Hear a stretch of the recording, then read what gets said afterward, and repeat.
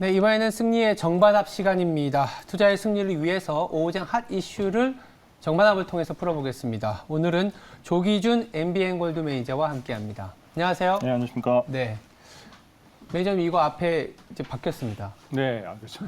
이게 빨간색이 정이고요, 파란색이 네. 반인데 오늘 이슈가 시장이 또 좋을 때니까 이 빨간불을 많이 킬 수 있는 그런 이슈가 나왔으면 좋겠습니다. 네. 첫 번째는 어제 이제 실적 발표가 끝났어요. 이제 5월 16일로 실질적으로 1분기 실적 발표가 다 끝났기 때문에 오늘의 움직임에 여러 가지 힌트가 나오고 있는데 첫 번째는 엔터주입니다. 엔터주. 우리가 대표적인 리오프닝 관련된 종목인데 예상 그리고 기대, 전망대로 엔터주가 활짝 핀 실적을 발표했습니다. 이제부터 시작인지 아니면 실적이 나온 거를 다 알고 있었기 때문에 네. 더 이상의 모멘텀이 없을지 요거 저희들이 한번 체크해 보겠습니다. 이제부터 시작이다. 그러면 정. 조금은 좀 뭐 속도가 조절이 필요하다. 그럼 반입니다. 자, 하나, 둘, 셋. 아, 네. 둘 다 빨간색. 네. 정인데요. 이거 다시 한번 눌러주셔도 돼요. 네. 일단은 어떻게 먼저 시작해 볼까요? 매니저님 뭐 엔터주 계속 좋게 보시는 거죠?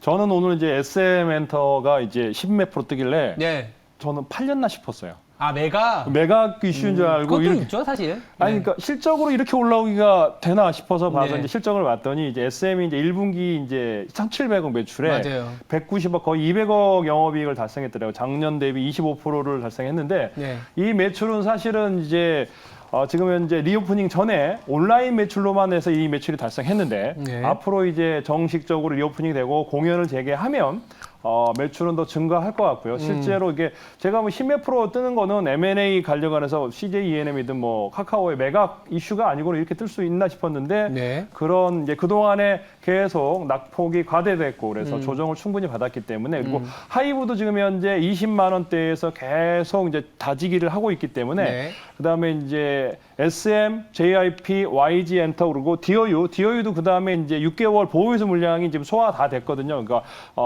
이번 달로 해서 이제 최근에 DOU까지 보호유수 물량이 소화하면서 SM 자회사죠. 그래서 JIP도 지분이 있고 이대주주고 해서 그래서 DOU랑 해서 이 5종목, 6종목까지도 계속 관심 갖고 지켜봐야 되지 않을까 싶습니다. 저도 비슷한 생각이에요. 오늘 아침에 저희 이제 증권사에서는 이제 모닝 미팅이라고 해서 네. 레포트 어저께 실적 발표했거나 탐방 갔다 온 종목들에 대한 브리프를 하는데 실적 시즌이 끝나다 보니까 굉장히 많은 종목들이 나왔는데 공교롭게도 4개의 리오프닝 섹터가 좀 집중돼 있었어요. 네. 그러니까 제약주, 그러니까 전통적인 제약, 그리고 이제 LCC, 뭐 화장품, 엔터 이렇게 나왔는데 네. LCC하고 화장품은 원가 마진이라든지 생각보다 여행에 대한 수요는 좋지만 이게 많이 안 가는 Q단의 고민이 있다 보니까 실적이 네. 별로였는데 제약주와 엔터주 같은 경우는 실적이 잘 나오다 보니까 애널리스트의 콜들도 이제 섹터에, 그러니까 리오프닝 내에서도 조금은 차별화되는 것 같고 실적별로 굉장히 뭐랄까 수급이 과하게 쏠린다고 해야 되나? 아까 말씀하신 것처럼 실적 갖고 10%는 오를 수 있는 장이구나라는 생각이 드는 거예요. 네. 그래서 단기적으로 너무 많이 올랐기 때문에 또 쫓아가기가 어려울 수 있지만 또 한편 생각해보면 이제야 시작이 되잖아요. 네. 오프닝이 우리가 실외 마스크는 벗은 지 벌써 이제 1, 2주가 지나가고 있고 더불어서 실내 마스크도 이제 5월 안에 어떻게 보면 전면 해지가 될 가능성이 높기 때문에 2분기에 우리가 예상했었던 대로 만약 오프닝이 되고 그리고 각 그 엔터사마다의 라인업이 하이브도 보니까 2분기에 거의 전 아티스트가 다 컴백하거나 출시를 하고 있기 때문에 조금 더 매출이 나올 수 있고 소소한 금액으로 물론 그 소소한 금액이 누군가에는 굉장히 큰 금액일 수 있지만 이 리오프닝을 만끽할 수 있다는 측면에서는 엔터주를 계속 봐야 되는 거 아니냐라는 생각이 좀 들어서 저도 정을 들었습니다. 그렇다면 우리 둘 다 의견이 맞은 김에 합을 이끌어 주시는데 이 합 중에서도 정이기 때문에 매니저님이 보시기에 좀 괜찮은 섹터나 업종 종목이 있을 것 같거든요. 그 얘기도 한번 같이 들어볼 수 있을까요? 지금 이제 이 엔터주들은 이제 과거의 화장품이나 이런 것들은 이제 국내 내수인데 사실은 이제 이 엔터는 내수가 아니거든요. 그렇죠. 그러니까 어제 저번 주말에도 보면은 이제 K-팝 공연을 이제 독일 쪽에서 유럽 쪽에서 했는데 맞아요. 거의 만석이었다고 그러더라고요. 그래서 네. 지금 현재 이런 회사들은 이제 그 국내용이 아니고 전 하이브부터 시작해서 SM, JIP 그다음에 뭐 DOU 이런 이제 온라인 이제 이런 회사들도 이제 최근에서 10만 원대에서 지금 3만 5천 원까지 빠진 디어유는 이제 SM이 대주주고 그다음에 2대주주가 JIP입니다. 그래서 유통 물량이 지금 최근에 이제 보호위험 기관들의 매도 때문에 빠졌는데 지금 이제 실적도 괜찮게 나오면서 앞으로 성장성이 있는 디어유까지 해서 YG도 굉장히 조정을 받아요. 하이브, YG, 디어유 세 종목 가지고 관심을 갖는다 그러면 올해 엔터지 리오프닝 관련 주로 해서 충분히 수익 거둘 수 있지 않을까 생각해 봅니다. 알겠습니다. 하이브는 일단은 하이브도 관심 종목에는 있으신 건가요? 아니면은 근데 이제 좀... 그거는 이제 다 군대 문제 때문에 이제 사실 그런데 그 군대 문제 외에 이제 그 하이브에서 새로 여자 그룹을 론칭했는데 저도 이름이 기억이 안 나요. 저도 기억이 안 납니다. 영어였던 것 같은데 그 그러니까요. 그룹이 이제 성공적으로 론칭이 될 것 같고 아마 그 이제 군 문제를 벗어나서 라세르핌이었나? 네, 라세르핌이었나? 네, 비슷한 것 같습니다. 네. 네. 그래서 그 하이브도 이제 2천만 원대에서 완전히 다 줬고 그래서 충분히 이제 하이브, SM, YG, 디어유 세 종목 가지고 매매를 하셨다 그러면 네. 괜찮지 않을까 싶습니다. 그러니까 이렇게 이제 그 한 섹터, 한 업종에서 관심 종목이 많다라는 거는 그 섹터, 그 업종 전체가 네네. 좋아진다는 식으로 해석을 할 수도 있을 것 같습니다. 알겠습니다. 두 번째는 바로 자동차로 넘어가 볼 텐데요. 사실 오늘 같은 경우에는 자동차는 뭐 오르긴 오르지만 조금 부진하긴 해요. 네. 상대적으로 기아 같은 경우에 지금 거의 보합권에서 움직이는데 기아의 투자 주체를 보시면 외국인들이 계속 사고 있더라고요. 네. 그리고 4월 중순부터 사기 시작했으니까 벌써 지금 한 달 이상 외국인들이 기아, 특히 자동차 업종에 대해서 관심을 많이 보이고 있는데 여러 가지 이유가 있겠죠. 워낙 싸니까 라는 부분도 있지만 뭔가 이유가 있을 거라는 생각에서 저희가 기아, 자동차 지금부터 다시 달릴지 한번 정반합을 통해서 나눠보도록 하겠습니다. 그럼 하나, 둘, 셋 해서 달린다 정, 아니다 반. 하나, 둘, 셋. 이것도 정이네. 오늘 좀 빨간불이 많이 들어오고 있습니다. 일단 자동차에 대한 얘기를 한번 들어볼까요? 기아도 좋고요. 아니면 자동차에 대한 매니저님의 생각도 들어봐도 괜찮을 것 같습니다.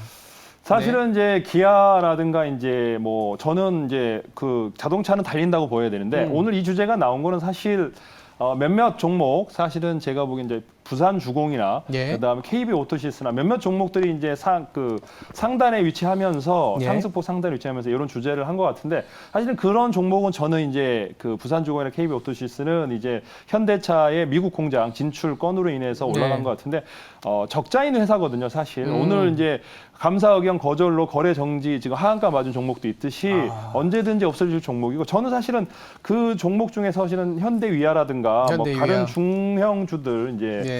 뭐 모트렉스, 시노펙스 이런 종목들 프렌지, 모티브, 뭐 한국단자 같은 이제 사실은 기아와 현대위아 뭐 이런 자동차주들은 충분히 달릴 기회가 있고 앞으로도 달릴 것이다라고 생각하고 있습니다. 맞아요. 저도 비슷하게 보는 게 지금 시장에서 오늘 이제 실적 발표가 끝나고 나서 움직이는 종목들 보면 결국 실적이 나온 기업과 안 나온 기업의 차별화가 극명하게 달리고 있고 그러니까 말씀하신 것처럼 단순히 기대감이나 적립매매 차원에서 나오는 종목들은 굳이 이런 타이밍에 왜냐하면 종목이 워낙 많이 급락한 종목들도 많으니까 더불어서 밸류에이션적인 매력이 있는 상황이냐 아니냐를 좀 따져봐야 될 것 같아요. 그러니까 밸류에이션적인 매력이 있다라는 거는 결국 실적이 나오는 종목이라는 얘기거든요. 네네. 실적이 나오는데 그 저평가의 뭐랄까 매력도를 탁 터트려줄 만한 그런 개연성이나 모멘텀이 있어야 되는데 다들 예상하시겠지만 이번 주에 이제 바이든 미국 대통령이 이제 한국에 와서 우리나라에 와서 여러 가지 이제 4대 총수를 만난다고 하는데 거기서 나올 수 있을 만한 모멘텀 더불어서 그동안의 밸류에이션이 너무 싸졌던 것들이 하반기에는 최악이지만 그래도 반도체 수급이 지금보단 나아진다라는 것들. 그리고 중고차 가격이 빠진다라는 건 사실은 그만큼 뭔가 반도체 수급이 조금은 풀려나가는 거 아니겠느냐. 그러면 극도의 저평가에서는 회복되는 부분이기 때문에 이 정도 환율이게 되면 자동차주 안 살 필요 없다. 그래서 외국인들이 사는 거 아닌가. 이런 생각이 좀 들어서 저도 정을 들었고요. 아까 이제 말씀해 주신 조금은 위험한 그런 종목 말고 자동차에서도 네네네. 매전이 보기에 조금 아까 넌지시 현대위아도 말씀을 해주신 것 같은데 종목 좀 말씀해 주시고 자동차에 대한 뭐 뷰도 한번 다시 합으로 이끌어내면 좋을 것 같아요. 그리고 저기 현대 이제 기아차 소렌토를 주문하면 지금 현재 1년 반, 뭐 1년 거의 반이요? 1년이 넘어가게 대기를 해야 되기 때문에 지금 이제 반도체 수급이 좋아진다 그러면 사실은 제가 보기에는 이제 현대 위아가 가장 전기차, 수도차 모든 부품 이제 러시아에 악재가 있지만 그 러시아 악재 공장 말고도 많이 있거든요. 그다음에 네. 현대위아라든가 성호하이텍, 코프라, 그다음에 이제 모트렉스 실적 좋게 나왔는데 모트렉스. 사실 예, 거기 이제 자율주행과 더불어 실제로 실적이 되는 회사들, 그다음에 한국 프렌지, 그다음에 S&T 모티브, 한국 단자. 그러니까 한국 단자라는 회사는 지금 이제 그 하이네스 뭐 이렇게 그 모든 이제 전기차든 수소차든 하다 보면 연락하는 커넥트 관련 단자 제품인데 뭐 이런 실적이 되는 성호하이텍부터 시작해서 코프라, 현대위아, 시노펙스, 모테렉스 이런 1조 이상 나오는 회사들, 그다음에 흑자 나는 회사들 위주로 매매를 해보신다 그러면 자동차 관련 주로서 올해 상승권의 수익을 창출하지 않을까 생각해 봅니다. 그러니까 보면은 말씀해주신 거는 이제 완성차보다는 좀 부품 쪽에 더 방점을 찍은 느낌이거든요. 완성차는 사실은 주가 지수가 올라가야 되는 거고, 그래서 주가 지수는 제가 보기에는 외국인들이 과연 돌아올까? 사실은 기관하고 연기금은 돌아오고 있거든요. 네. 그래서 외국인이 언제쯤 돌아올까? 그런 차원에서 시간이 좀 걸릴 것 같고, 뭐 단기적으로 이런 부품단에서 먼저 올라가지 않을까 생각하고. 자동차 부품을 일단 먼저 선점을 해서 가는 전략을 제시해 주셨습니다. 그다음에 세 번째는 이것도 어떻게 보면 개별 종목 이슈이긴 한데 유틸리티라는 전체 섹터에 대한 아이디어도 될 수 있을 것 같아요. 그래서 한전의 승부수라고 하면서 이제 지분 매각으로 반전 드라마 쓸까? 저도 뉴스를 봤어요. 어떤 뉴스냐면 한전이 지금 한국전력이 적자 폭이 어마어마하지 않습니까? 네네네. 적자를 줄이기 위한 여러 가지 자구책이 있을 텐데 일반 이제 사기업 같은 경우에는 뭐 가격을 올려서 적자 폭을 줄이고 그 가격의 어떤 오름에 의한 어떤 매출 발생을 기대할 텐데 지금 그게 좀 어려운 상황이지 않습니까? 그래서 네. 갖고 있는 자회사라든지 부동산 가치를 좀 재평가 받는 상황에서 이제 적자 폭을 줄이려고 하는데 이게 이제 한전의 어떤 바닥을 잡아줄지 아니면 이거 갖고는 안 된다라는 생각이 들지 그게 딱 갈림길에 있는 것 같습니다. 그다음에 이제 하나 둘 셋 하면은 갈림길에서 반전 드라마냐 아니냐 정해보도록 하겠습니다. 하나 둘 셋. 이건 좀 바뀌었네요.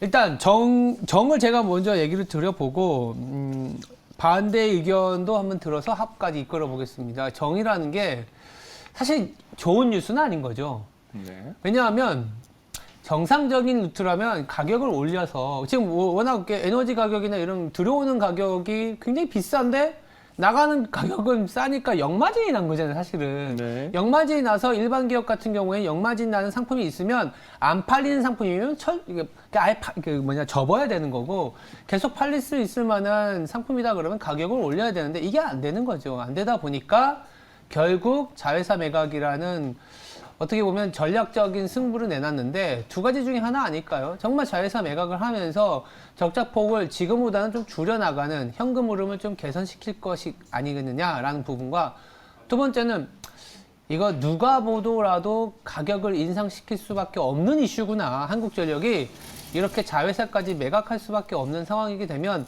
가격 올려야겠네. 이런 내용이 나올 것 같아요. 그래서 더 나빠질 게 있을까? PBR 0.2배짜리가? 그러면 바닥은 맞지 않나 이런 생각에서 정을 들었어요.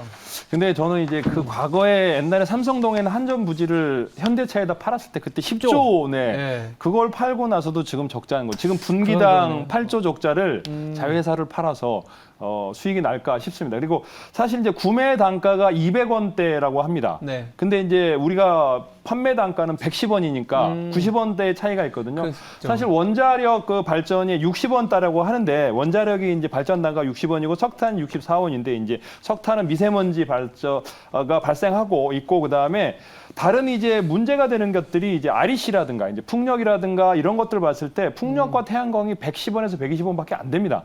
근데 이제 REC를 지급하면서 이제 S&P로 인해서 이제 적자가 나오고 있는데 사실은 LNG라든가 이런 것들은 되는데 이제 석유 발전을 하거든요. 석탄을 그 석유를 떼서 이제 그런 발전 단가가 높아지는 건데 앞으로는 2030년이 넘어가면 이제 원자력은 또 이제 그 유지 비용이 들어가거든요. 그러니까 그 유지 보수를 해야 되니까 그 단가라면 100원대라고 합니다. 그리고 앞으로 풍력과 태양광도 점점 REC 비용이 낮아지면서 거의 110원에서 120원대로 아마 낮아질 것 같고 그래서 제가 보기에는 이제 판매 단가가 110원에서 지금 현재 전기차 충전은 한 300원대인 것 같은데 제가 보기에는 이제 120원에서 150원까지는 아마 상승할 것 같고 이제 우리가 발전 단가는 많이 낮아질 것 같고 그러면서 어느 정도 맞춰질 것 같은데 당장의 적자를 어떤 그 자회사의 매각으로 메꾸기는 힘들지 않을까. 그럼 차라리 환전이란 이슈 때문에 오히려 에너지 믹스에서는 뭐 신재생 중에 태양광, 풍력, 원전 뭐 이런 게 쭉 있잖아요. 네네네. 어디에 더 집중을 해야 될까요? 지금 사실은 풍력과 태양광이 이제 원자력은 4, 5년이 걸립니다. 그러니까 추가적으로 건설하고 그러는데 풍력과 태양광은 생각보다 빠른 시간에 도출할 수 있는데 물론 이제 풍력은 해상 풍력을 얘기하는데 이제 물론 어민들과의 마찰이 있는데 지금 제주도에서 실증 단계가 있고 그래서 풍력이 한 90원대에서 나오는데 이제 사실 해상 풍력은 발전 단가가 더 낮아지면서 근데 이제 그런 해상 풍력과 태양광은 뭐가 문제냐면 생산을 할 수 있는데 이걸 전기를 저장할 수가 없는 낮 시간 동안에 이제 밤 시간 동안은 그러니까 평상시에 필요한 맞아요. 시간에 그 이제 스토리지 기술. 예, 그렇죠. 예. 전기가 계속 안정적으로 와야 되는데 맞아요. 예. 풍력과 태양광은 낮에 많이 생산했다가 저녁은 생산 못하고 풍력도 바람 불 때 하고 이래서 이제 ESS로 저장 장치를 하긴 하는데 이제 이게 불이 나거든요. 그래서 ESS를 더 키우려고 그랬는데 자꾸 불이 나니까 이제 그거는 지원을 안 하고 있는 것 같고 그래서 그거를 이제 수소라든가 다른 전기를 저장할 수 있는 방법이 있다 그러면 아마 발전을 할 텐데 아직까지는 기술적인 한계가 있는 것 같고 그래서 시간이 걸리지 않을까 싶습니다. 안 그래도 저희가 어저께 이제 풍력 얘기를 좀 했었거든요. 네네. 그래서 해상 풍력과 관련된 우리나라 기술은 좀 좋으니까 풍력 좀 보자라는 콜이었는데 결국 이 에너지 원전과 관련된 얘기, 한전과 얘기하다가 한전의 어떤 적자폭은 축소는 될 수 있지만 전반적으로 돌리는 거에 좀 한계가 있고 결국 에너지 믹스를 더 확장시켜야 되는데 수소까지 얘기가 나온 것 같아요. ESS, 수소 이런 것들이 좀 더 관심 있게 봐야 되지 않겠냐는 생각이 들어서 대안으로서 이제 얘기를 들었는데 조금 장기적인 얘기네요. 네네네네. 조금 장기적인 얘기이고 그러면 이제 합을 한번 이끌어 보겠습니다. 뭐 저는 이제 사실은 자회사 매각을 해서 어느 정도의 뭐 수익은 창출할 수 있겠지만 네. 긴 흐름으로 일단 네. 뭐 원전의 어떤 흑자는 하루아침에 되는 건 아니니까. 아니다. 그래서 이제 전기가 사실은 제주도는 전기가 남아 돌거든요. 네. 그래서 그거를 육지에 어떻게 갖고 올 수 있느냐. 그러니까 뭐 이런. 저장 기술이 되게 중요하네요. 그렇죠. 이제 저장 기술 저장을 관련된 거를 투자자분들은 찾아야겠네요. 그래서 사실은 수소를 저장하거나 이제 암모니아를 이제 수소로 저장을 해서 이동을 하거나 이제 해외에서 호주에서 암모니아에 저장해서 수소를 가져오거나 그다음에 이제 압축을 해서 냉각을 해서 근데 이게 폭발 위험이 있기 때문에 이제 어떻게 저장을 하느냐, 이송을 하느냐. 네. 그다음에 또 제주도에서 발전하는 거를 육지로 가져오는데 육지에서 또 전라도에서는 반대를 한다고 그러더라고요. 그래서 환경 문제 때문에. 뭐 모르겠어요. 전체적으로 자기 내에 이제 태양광도 있는데 제주도 REC가 제일 쌉니다. 그 절반밖에 딴 데는 5만 원인데 거기가 제주도가 뭐 2만 원. 왜냐하면 남아도는 전기를 받아내지 않고 있거든요. 그러니까 제주도에서는 풍력이라든가 태양광으로 발전되는 것을 개인 사업자들이 주는 전기를 그냥 버리고 있는 상황이기 때문에 그러니까 미국에서 그래서 미국도 마찬가지인 게 중서부에서 나는데 쓰는 데는 동부 쪽에 쓰니까 네네. 그냥 에너지를 생산하는 것과 소비하는 데가 분리되어 있다. 네네. 그래서 미국에서 이제 BBB 법안에 들어온 게 그리드와 관련된 얘기거든요. 네네. 그래서 이제 한전과 관련된 얘기를 했지만 사실은 스토리지 그리고 네. 그리드 이런 거와 관련된 내용들이 앞으로 계속 나올 수밖에 없겠구나 생각은 들고 그렇죠. 있습니다. 그런 단기 테마주로 제가 보기에는 그런 상황 계속 나올 것 같다 생각을 합니다. 앞으로. 알겠습니다. 일단은 한전에 대한 결론은 자회사 매각으로는 적자폭은 뭐 한계가 있다. 다만 이제 가격 인상을 한다면은 조금은 네. 다른 얘기다 정도로 정리해 볼 수 있겠습니다. 네, 요거 끄면 될 것 같고요.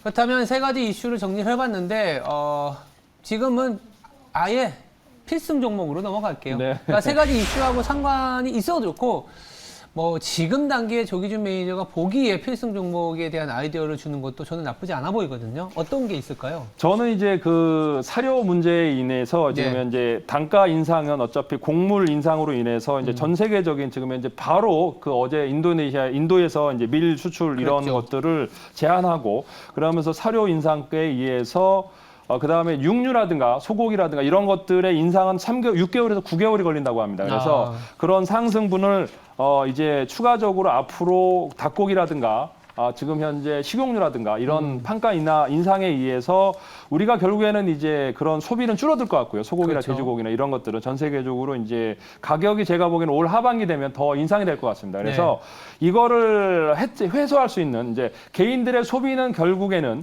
사료가 필요하지 않는 이쪽으로. 산업이 뭐가 있을까? 우리가 먹는 것 중에 사료가 필요하지 않는 산업이 뭐가 있을까 찾아봤습니다. 그래서 찾아봤더니 수산업종이더라고요.